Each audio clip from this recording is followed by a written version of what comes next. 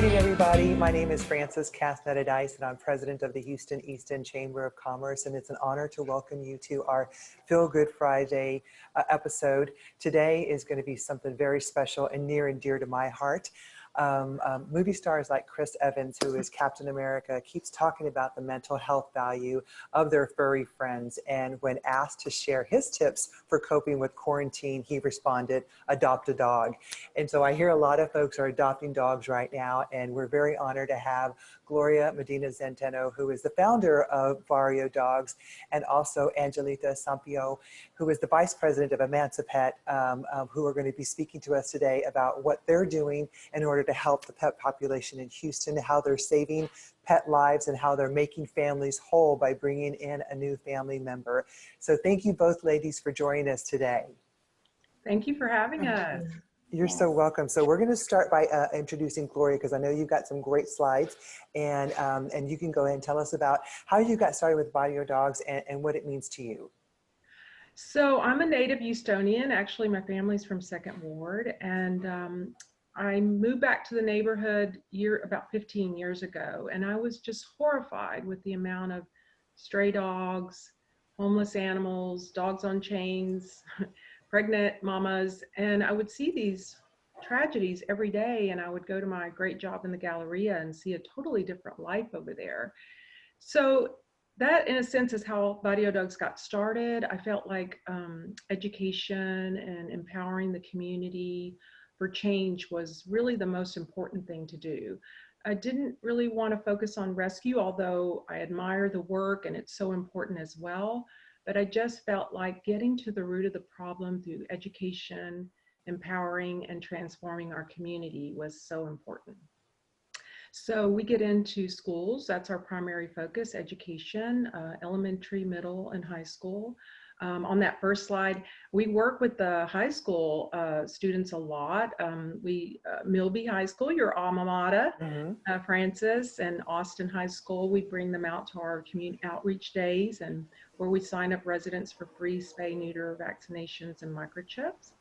And we've been doing this for 10 years now. This would have been our 10-year celebration. It is our 10-year celebration, but unfortunately, due to COVID, things kind of changed for us. We had to postpone our big event, but we're doing some different things. We're still out there. We've been doing some community outreach days with State Rep Christina Morales. We're actually doing another one next Friday, where we're partnering with her big food distribution drive, and we'll hand out important literature to the children and residents and pet food, because the last thing we want is for people to give up on their pets. Unfortunately, we're seeing a little bit of that. People are really struggling due to COVID, so we definitely want to be out there and support. That is beautiful, and this is a great photo of you and the community. That's at Hidalgo Park? That's at Hidalgo Park, and we partnered with Yes Prep East End, and I want to say there was probably about 400 students. So again, that's really our primary focus. We feel like investing in our youth is really key. They're the ones that are going to help us change this problem, and they love it. It's important to them, but not only the youth in the schools, we get in the community too, and we try to talk to residents about proper animal care, why it's so important to spay, neuter, vaccinate, and microchip your animals, why your animals should not be roaming the streets, and why you shouldn't have your animals chained up. That's just the core of our work, and we feel like it's very impactful and helpful. People are so happy and relieved and shocked that we will help them do this. And people genuinely care. They get themselves in trouble when they found a dog at the park and it ends up being pregnant, and it's so expensive. People don't realize how expensive it is to take care of their animals. It's so true. So I know that you involve kids, and is the message for the kids to go back to their parents and give them that message too? Absolutely. So that's When we come out to the schools, we'll typically bring one of our rescue dogs and talk about their stories. And then every one of them leaves with important literature in English and Spanish on low-cost pet clinics, how to report animal cruelty, just resources. Because how we're going to solve this problem is more free and low-cost veterinary services, because it's so expensive, and we need more of that in our community and throughout Houston.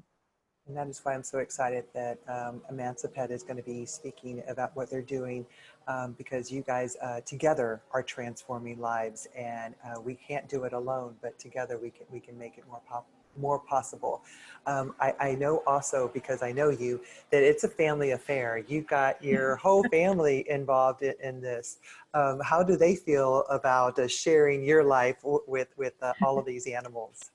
Well, when I first said to my husband, I want to start an animal welfare group, he was like, oh, please don't. But he's my #1 supporter.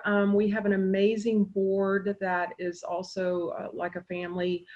We couldn't do it without them. So it's awesome that I have a family behind me and also a strong board. And I have to do a shout out to our sister organization, Unity for Solution, that actually went to Austin to find out what they were doing to address this issue. And they're the ones that introduced us to Emancipet. And so I'm just so happy that Emancipet is here. They are a strong partner, and we couldn't do, it takes an army to do this work, and they're definitely a big part of it. Now, I know you said that your fundraiser was canceled. Has it been rescheduled, and how can we help you with that? Yeah, currently we have no plans right now. We're kind of watching COVID, but like I mentioned, we're still trying to do our work, getting out in the community, supporting the residents that have pets. Unfortunately, we are getting a lot of inquiries on need of help, but the funds are kind of decreased, because, understandably, because of COVID. But we are still looking for support. But we can do more, and we want to do more and get out in the community with everybody's support. Awesome. Well, we're going to bring Angelita on to show her presentation, and then we're all three of us going to come back and talk about how together we're making this city that we live in a better place. So thank you so much, Gloria, for that presentation. And welcome back, Angelita. It's so good to see you. Thank you. Nice to see you and again. For those who don't know, we're doing this via Zoom, and I understand you are out of town. So thank you so much for taking time out of your schedule to be with us today. You're welcome. Thank you for having me here. I really appreciate it. You are so welcome. So as you were saying, I mean, the nice thing is, and we were talking about this before we started doing the video, was that I feel really comfortable with both you and Gloria. I know that you're a huge advocate and supporter of animals, and you love animals. You have your own. And then, of course, Gloria, I know her through Barrio Dogs, which is how I first met Gloria, but also through the Unity for Solution board that we're both on. And then just a lot of efforts that we do together, because as you all talked about, the key is really partnering. The key is to collaboration and working together. And I think that far too often, organizations are set up on their own agenda or their own mission, which I think is important to be passionate about it, but also to see how we can best collaborate together. So beautifully said. I think this is just a combination for us. But so as Gloria mentioned, Emancipet was really brought from Unity for a Solution, and also Councilmember Gallegos was always very helpful in supporting when it came to trying to tackle the overpopulation of animals, mainly, especially in the East End. And so they've been great and just huge supporters. So as far as Emancipet, one of our core focuses is really trying to keep families together. You know, I think there are so many animals that are strays or abandoned, or who are given to the shelters because their families can't provide the vet care and that they have to provide for them. And so therefore, you know, we look at the issue of overpopulation of our shelters here in Houston. So with that being said, we're going to go ahead and get started on this. Okay. So I think that one of the main things for us to kind of look at is that our fundamental belief, which is that we at Emancipet, you know, believe that people love their pets and they're going to do what's best for them when given the opportunity to do so. And that's what we're all about. We're about accessibility. People have accessibility to vet care that they can actually afford, and the services are in areas that they're able to access.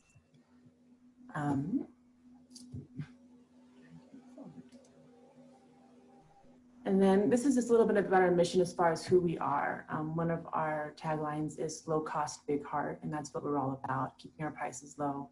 And also our mission, which is being very inclusive. We try to set ourselves apart in the sense that when our clients come to us, we want them to feel like they're being included in the services, that we're being very compassionate towards them and non-judgmental, because that's a big thing for us. We want people to walk in feeling comfortable, that we're not going to turn them away or judge them for the, the condition of their pets at that time, of course, and just being understanding and inclusive of all of that. So our mission, of course, is to make veterinary care accessible and affordable to all of our pet owners and clients. And so we do that through having our clinics are in underserved areas. As you know, we have the one in the East End. We just opened up our other one on Monroe off of 45. And we've served numerous animals as an organization. But I think also it's important to look at, of course, our Houston numbers. As far as services that we provide, it's primarily spay and neuter. And we average, our goal is to do about 30 to 35 spay and neuter surgeries per day. And that's a huge goal for us. And we try to meet that on a daily basis. We have some fantastic high volume surgeons that are able to tackle that number on a daily basis. Basic wellness services too. So that's vaccinations, heartworm prevention, flea and tick prevention. But as you know, in Houston and in the South, heartworm is a really serious disease. And so we do a lot of heartworm treatments as well with evaluations. Our wellness clinic, normally at the East End clinics are huge, it's a great location for us. And right now with COVID, as you and Gloria were talking about, we've had a higher demand, of course, people looking for low cost services for their animals. So we've been seeing about 130 to 140 visits a day with our wellness clinic at the East End clinic, and the Monroe one's still ramping up. And so we're seeing closer to 40 to 60 a day. But that just shows you that people really want to do what's best for their pets, and the need is there, the demand is there. And so of course, it's just increasing the accessibility for them throughout the communities that we serve. We do have one component that's really a unique component, which is our Emancipet community outreach. I think that some of our viewers may recognize this beautiful young lady here. This is Stephanie Plata. She's our Emancipet community outreach coordinator. And what she does is she goes out into our community on a daily basis. And with COVID, it's been a little different, of course, but she goes out and just talks to the residents to find out more about their pets and their life circumstance, and to see how we can maybe collaborate to support them. And a lot of it really is about information sharing. We kind of stay away from the word education, because a lot of times we feel like that can seem like we know better than the other person. And so we talk about more about information sharing, because we don't know what the other person is facing or what kind of challenges or questions they have. And so that's a beautiful part of what Stephanie does, is just getting to really know the clients and get to know their stories and get to know the animals. And then, through that, establishing a relationship and having people come to our clinic and trust us. So having a transformative experience is a big part of what we always want to focus on. I do have some data that I do want to go through as well, but I'm not going to go into too much details. I know you said this is going to be on the website. But, Houston's a very unique place. And I think that overall, some places like in the north aren't facing the same challenges that we are here. This is some data that we got from the ASPCA, and we're looking at, the number of animals that enter the shelters. And you'll see that all these numbers don't add up to the 6.5 million, but that's kind of the number of 6.5 million that are entering our shelters, and many are adopted. Some are reunited, some are TNR'd, some are euthanized. And so we look at that number of the 6.5, and of course that's a big number, right? Because those are animals that are going into the shelters. And so overall in the US though, the shelter intake is coming down. Euthanasia is going down a little bit, and adoptions are going up. But that again, we have a lot of transport programs, different things. And so those animals in the shelters are very, very important to us as well. But what we try to focus more on are the animals that are owned and that are loved by their families. And with this, saying about 150 million animals, cats and dogs are in homes throughout the United States. And so looking at that's a huge number. And compared to the 6.5, of course, and looking at how can we better serve the animals that are currently with families that are loved, and making sure that they're kept healthy and together. And so we're saying how the 6.5 million that are in the shelters is a small portion of the 150 million that looking at. And this is just another stat, as far as some of the financial components of this. But we look at, for Emancipet, we look at the animals that are owned, right? And so here's a couple things I wanted to share with you as far as some of the slides. We look at annual income. And so as you can read right here, we're talking about 53 million pets live in households with income under $50,000, which means that they can afford some of the vet care, but that they're still struggling at times to be able to meet the demands of what their pets really need. And then that 25 million of those are living in families that receive an income of less than $25,000 a year. And so really it comes down to, whether or not those families can provide, food, vaccination, et cetera, for their families or their pets. And sometimes they have some really tough decisions to make at that time. And so we try to focus on these families and seeing how we can better support them. This is that's a really cute photo of one of our East End families, the Rojas family. And I so loved it. again, at, the income, and then looking at the animals, the percentage of animals that are sterilized. So as you see here, of the animals with the household income, homes with household income of over 35, about 90% of the animals are spayed or neutered. And again, this is across the United States, not so much Houston, because we know Houston's a little bit different. And then this is also some more data looking at how the percentage of animals that are spayed and neutered is impacted by the household income. So what we're trying to do is really bridge that gap and see how we can support those families and offer the services that they really need. And this is, again, I'm going to run through this slide quickly, but it's looking at what are some of the top reasons that animals are surrendered at shelters. And so we're tackling the spay and neuter component and, of course, access to vet care. And then looking at the social change, I know that's one thing that Gloria talked about a little bit. And so we look at, what is social good and what is social change? And so social good is bringing people together with their pets. The social change part is keeping these families together. As you and Gloria were talking about, a lot of times animals are not necessarily, purchased by a breeder, but they're found in the streets in need of help. And instead of just turning a blind eye, many times people won't actually help that animal. And so looking at how we can actually make the social change active and prominent in our communities that we have in Houston. So again, it's about social good and social change, about how we really are, we're social change makers and we're servant leaders at Emancipet. And we're really here to serve our clients and our patients. We're here for them. It's not about us, it's about us serving our community and seeing how we can work together for all of this. And again, I'm going to just kind of go over this slide quickly because I know we don't have a lot of time. But like I said, we look at making that connection with our clients and just making sure they feel like this is a transformative experience for them and how that does move into behavior changes and behavior shifts.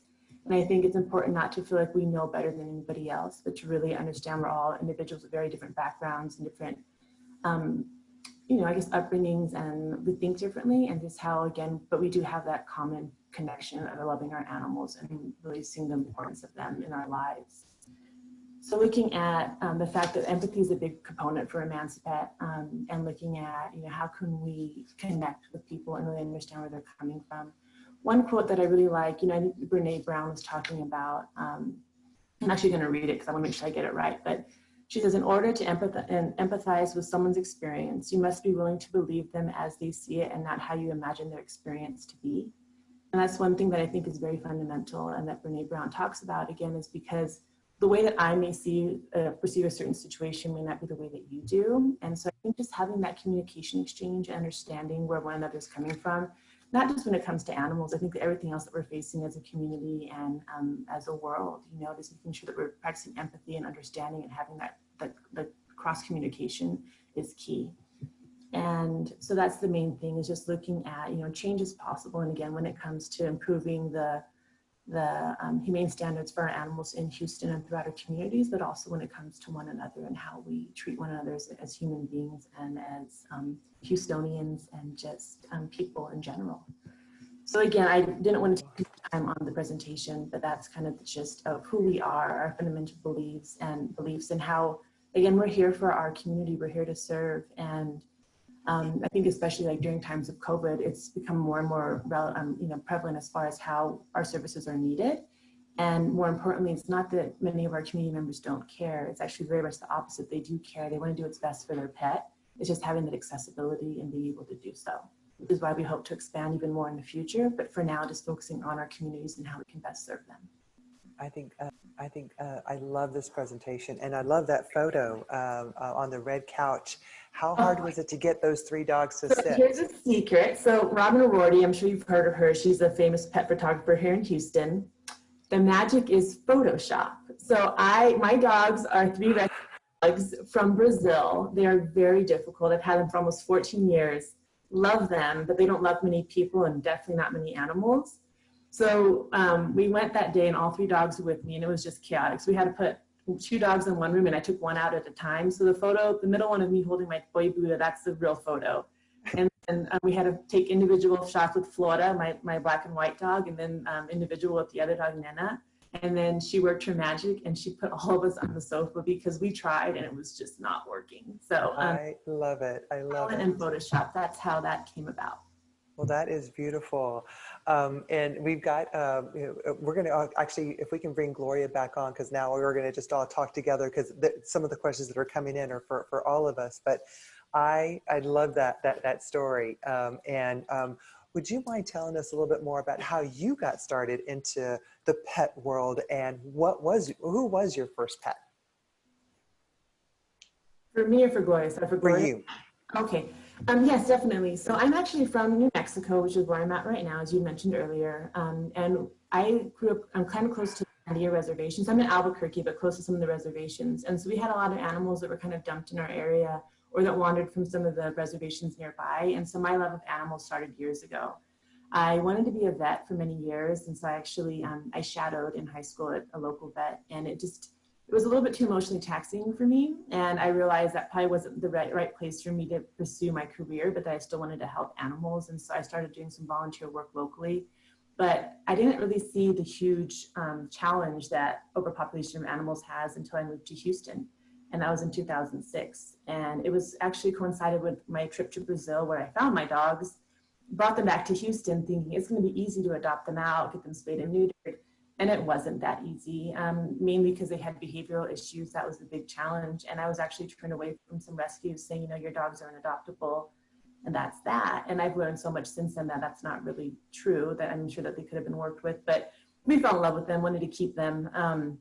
But being in Houston was when I saw it as all these stray dogs. And I lived in Montrose in the Heights, and I was just not understanding where they were coming from. And so I started doing my individual rescuing, and then that became extremely expensive and frustrating because you find a dog, you want to help it, and then you take it to the vet and you have a huge vet bill, but then also it's like, what do you do after that? And so I started volunteering with different groups. That's how I met Gloria, through Barrio Dogs. I started being involved as a foster with Friends for Life. And then the past 5 years or so, I've been really active with Rescued Pets Movement. So I do a lot of fostering through their transport program. And my love of animals has just been my biggest hobby, and my pastime was always volunteering, fostering and rescuing. And then my background's more oil and gas. That's what my career's been in. But all my spare time, again, was with animal welfare. And so I heard about Emancipet moving to Houston, started following a lot of their efforts and activities. And when I saw that the vice president role opened up, I jumped at the opportunity to join the organization because their mission is so unique and different. And I felt like I could actually live my passion and live my dream on a daily basis, and how good that would be to actually feel like I'm not going to work every day, but I'm going to something that I'm passionate about doing. And just knowing how connecting with people like Gloria, like with you and a few others, how we can make a bigger impact and a positive impact by working together. And I just feel like I'm blessed every day to work for an organization like Emancipet, where you see the love that our clients have for their pets every single day. And I think because in rescue, you see so many sad things and kind of things that make you kind of doubt the good in people. I think for me, it's been a huge thing where seeing the opposite every day at Emancipet, seeing the good in people and their hearts and their lives has been transformative for me in my career. Oh, that's a beautiful story, beautiful story. And Gloria, how did you start your love for pets, and who was your first pet? So my first pet was Duke. He ended up being a 130-pound lab. Somebody was giving away a litter of lab puppies, and I thought, oh, why would they be doing this? I mean, these dogs cost $300 or $400. And that's when I quickly started getting educated about how many homeless animals they are, and people can't find homes for these animals. And then moving back to my community, kind of seeing firsthand all the homeless dogs, it was a big education.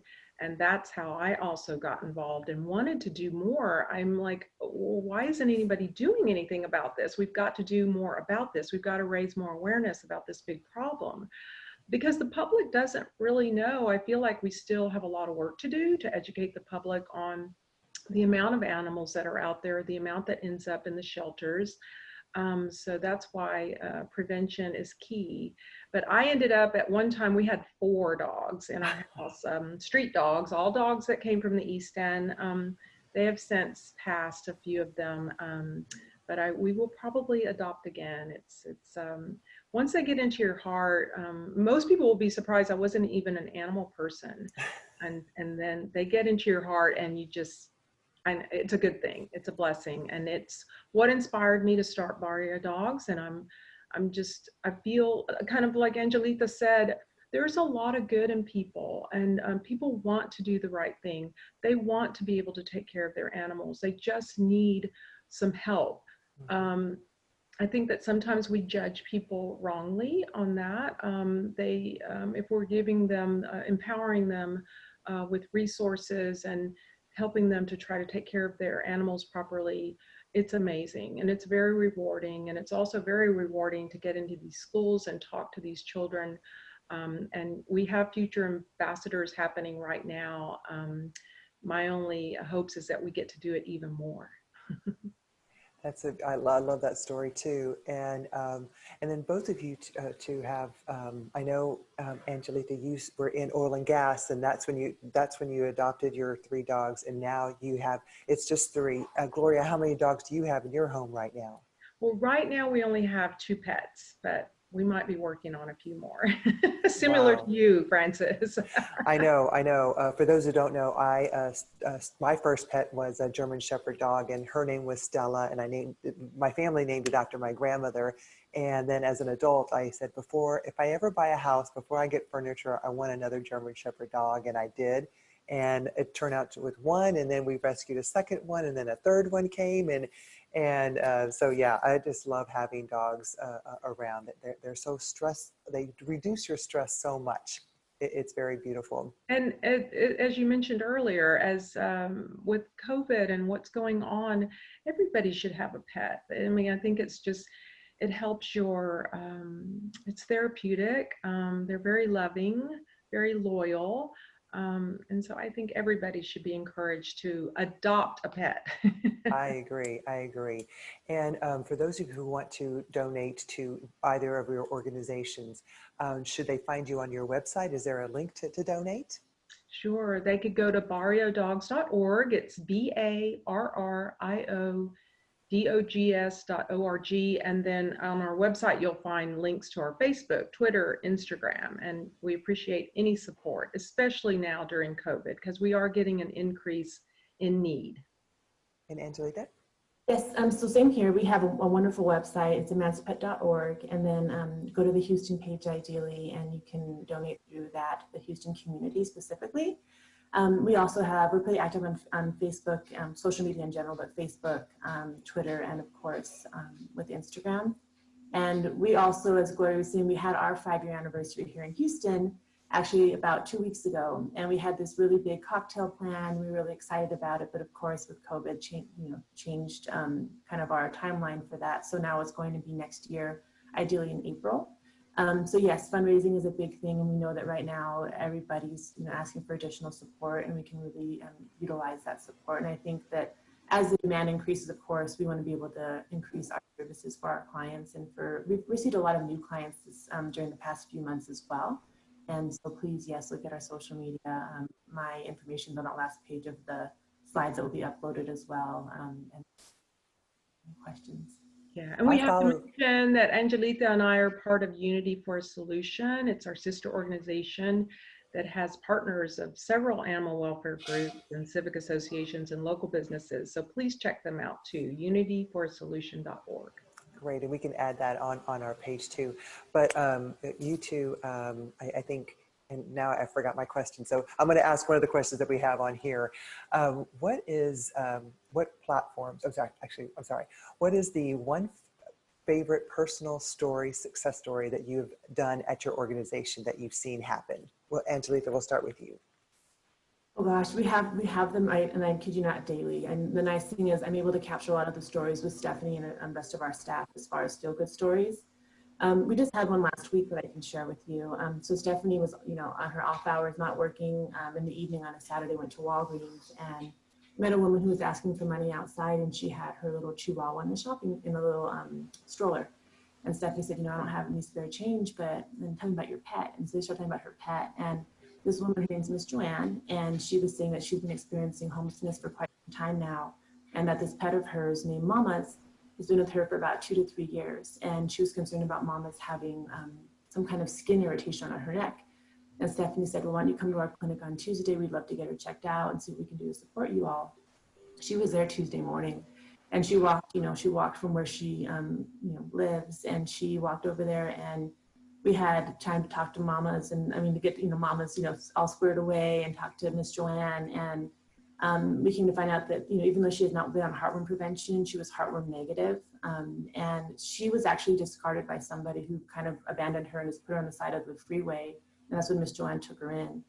And so for us, it was just talking to Miss Joanne and hearing the story of her talking about what Mama's means to her. And even though, she's experiencing homelessness, how people many times will just judge her, not want to help, but just seeing the bond that she has with Mama's, and just Mama's just everywhere Miss Joanne would go, she would just follow her and just loved her, wanted to kiss her constantly.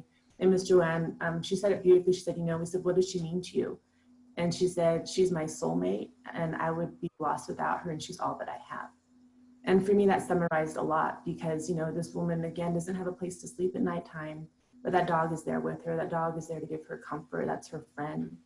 And, she was saying that she does everything that she can in her power. And it's not that she went out and bought this dog and now can't, she's struggling to take care of it. It's really that she saved another life. And this life, and of course it's that who rescued who, saying. So that's just one of many stories that we received. And, Miss Joanne didn't know about us. And so now that we have that connection, we're able to, Miss Joanne has a boyfriend who also has a dog who's also living in the streets, and they're coming in this week to see us. And so, or next week, I should say, next week to see us. And so that's really kind of like the information sharing and being able to impact one another in a positive way. And we have those stories every single day at Emancipet. I love that story. And you, Gloria, any personal favorite success stories? Very similar. We have so many, especially the ones with the young kids. But recently we've started this Sunday Spotlight because we have so many stories. And a young girl that we helped 7 years ago that got a Great Dane as a puppy got parvo. Didn't realize how important vaccinations were. Long story short, we helped, and the dog is doing wonderful, living a beautiful life. But she told me that help and that how we helped her, and she learned about vaccinations being so important, totally changed her life. And she's always in the community, always talking to people, friends and family, about the importance of vaccinations and spay and neuter. So when we hear stories like that, we're like, okay, our job is doing good. Yeah. I love it. I love it. Another great question that we have here is, do you think that pets are freaking out by having their humans around their home 24/7 during this COVID? And are there any tips to help them cope, especially, household with kids? We'll start with you, Angelita. Sure. So I know that, for example, I mentioned earlier, I foster with Rescue Pets movement, and because people have been home more, there's been an increase in foster applications. So that's been really good because people are home more. I know my dogs love it. And it's like when I was preparing to come on this trip, you could tell they were really not happy when they saw my suitcase come out. The main thing is for families that are recently adopting pets during COVID, because they are home so much and they're returning to work little by little, is getting the animal kind of accustomed to being alone throughout the day and short periods of time so that they don't have separation anxiety. But the main thing, of course, is just having that balance of having the animal know that you're there to support the animal and be there and be company for one another, but also knowing that you'll be in and out of the house and making sure that they're becoming accustomed to being alone a little bit so they don't have separation anxiety in the end. But I know that I'm loving being home with my dogs, and I'm sure they're very happy about it too. And I think that many of our pets, you've seen a lot of the cartoons on Facebook and social media about how they think the dogs perceive it and cats perceive us being home a lot, that the dogs are loving it and cats are asking when we're going back to work, but that's like an animal joke type thing. But, I think it's great that we're home with our pets more. And I think that it gives us, as you were saying, it's very therapeutic. And especially during a time where there's so much uncertainty and a lot of mixed emotions, it gives you a lot of sense of peace and balance in our lives. Yeah. I agree. And you, Gloria, I anything to can't add? agree more. I think that it's very therapeutic being at home. My pets love it, and I'm hearing more about the foster increase, which is great news for the animal welfare community. So I actually love it. I think it's going to be hard going back. Oh, I know. I know it's so true. I think that I'm going to need therapy just because my dog, she doesn't care that I'm here. She'd rather be outside and not next to me. And she just comes up to me and tells me, I want to go outside. And I'm like, no, don't you want to just stay with me? And so I'm the one that's going to need the help when I have to go back to work. But I know there's a lot of people out there that feel the same way too. But for those of you who, or actually for those people out there that want to start their own nonprofit, Gloria, what would you tell them? Because I know it wasn't easy starting yours. No. Um, do the research and just know that accountability is very important. Make sure that you identify your true mission, and you get a core group of people for your board that shares that same mission. But just know that your new boss will be the IRS. And so you need to have a really good bookkeeper and CPA. So it's a lot of work, but if your passion is in it, I would highly recommend it. And then Angelita, I know that Emancipet is a nonprofit. It started in Austin. It's here in Houston. Do they have plans to grow more than just the 2 clinics that they have here in Houston? We definitely have plans to grow. So we are, yes. And so right now we are throughout Texas. We have 2 Houston branches, and we're also in Philadelphia. The biggest supporters for us for our Houston 2 clinic were PetSmart Charities and Houston Pet Set. They've been fantastic in supporting us. We do have a gooseneck trailer.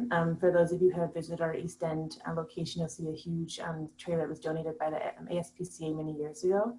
And we normally utilize that when we're going to a new location to be able to start drawing attention from new clients and getting some more visibility. So our plans are definitely to open ideally at least 1 to 2 other clinics here in Houston. And we're talking about plans for Houston 3 right now. We are looking at targeting probably further north because right now both of our clinics are kind of in the southern end or in the east end, to make sure we have a little bit more space between our clinics for our clients. But we are looking more at the northern part of the city right now. And so again, I think ideally 1 to 2 more clinics in Houston, and I'm hoping Houston 3 will be like as soon as the next 1 to 2 years. That's great. That's great. And I know it's Father's Day weekend right now. And do you think that pets that families should adopt a pet for their father for Father's Day weekend? Or what do you have any suggestions for those who are thinking about giving a gift like that? Gloria, I'll start, I guess. Yeah. So I think as Gloria was saying, we definitely support adopting, rescuing. That's the big thing. But also the reality of how big of a commitment it is, right? Because like I said, my 3 dogs that I brought back from Brazil are almost 14. And it's been a challenge in the sense that they had behavioral issues and still dealing with those many years down the road. And a big part of it also is, of course, the cost. And I'm not talking about just routine vet medicine, but also the fact that now they all have special medication, they all have special needs. And so just knowing that really is that commitment, and not just the financial commitment, but the years of devotion and, having an animal be part of your family. And so I think that if it's the right time, and if your family's in a place where they feel like they can make that commitment to an animal, knowing that it's not just a 1-year commitment or a 1-month commitment, but a lifelong 12, 14-year commitment, then yes, I think it's great. But I also think it's really important to involve all the family makers, the members, as far as making that decision and making sure that it's a joint decision, because you don't want it to be just, relying on one person in the family to take care of that animal. I agree. Sometimes we get requests, I want to adopt a dog for my children. I'm like, okay, but you're going to be responsible because it is a big responsibility financially, and just that commitment. But yeah, if there's any daddies out there that really want one, I highly encourage it. Good. Now, I follow you too personally on Facebook, and I highly encourage other folks to do that too, because they're just wonderful for women leaders here. And I noticed that Well, I was in advertising, and every time I look at TV, I watch the commercials, and I notice different things like that. I just from what I see, when you're driving and you notice something, you just stop and help. Can you just tell us about how that plays into mind while you're driving, how rescuing others off the clock comes to play? And we'll start with you, Angelita. Yes. So I think a lot of times we're not looking for the animals, right? They find us, and it's just not turning that blind eye and knowing that, yes, you could easily drive past that cat or dog in need.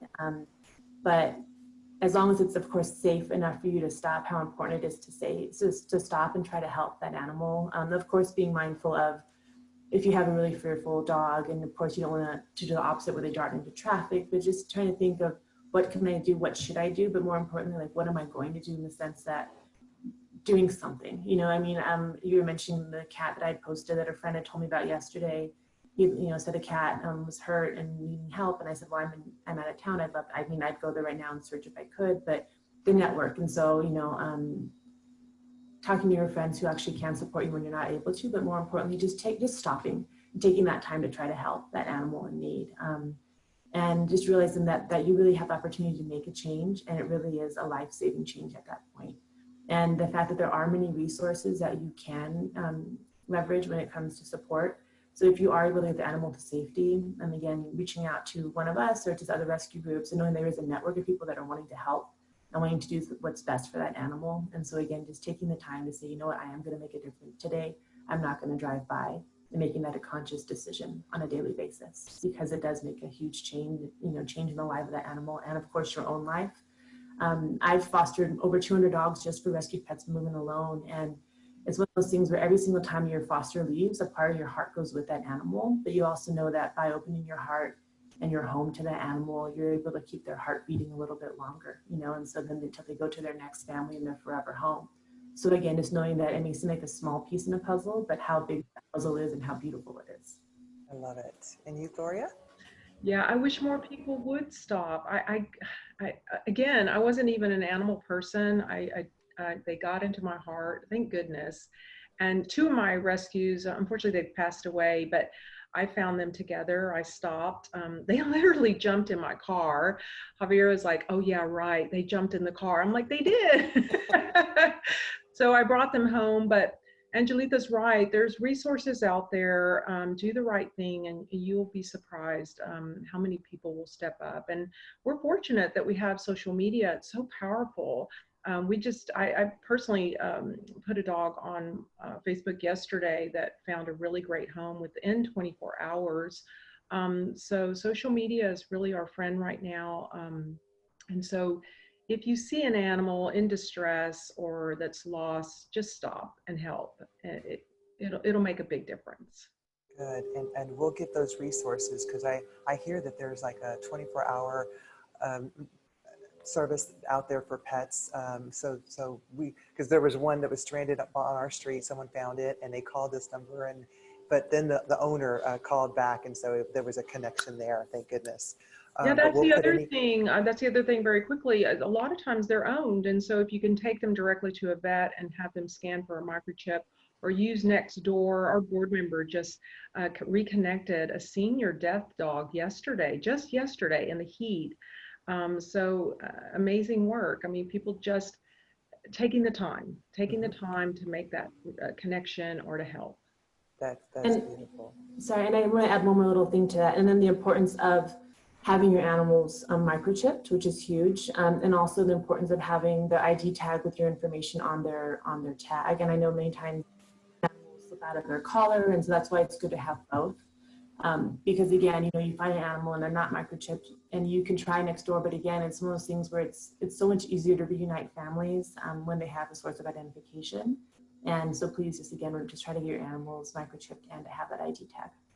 Wonderful. I love these stories. My latest rescue, Joy, is her name, and we named her after the woman that helped us, that she was helping us adopt her. But she does bring joy to our life every single day, and so that's why we named her that. but she's just the sweetest one. It's like the dogs before her, you wonder, is there anyone going to get better than that? And then you get another one, it's like, wow, this one was just so much better. So it's just a powerful feeling that they can give you. But in closing, we wanted to just give you an opportunity to just share any other information that you didn't share before. Just again, I'm very grateful that we have two female leaders who are out there giving their heart and soul to making this world a better place and bringing in a new pet family to the families that you help. Any kind of words of advice or tip or encouragement that you want to share in closing? We'll start with you, Gloria.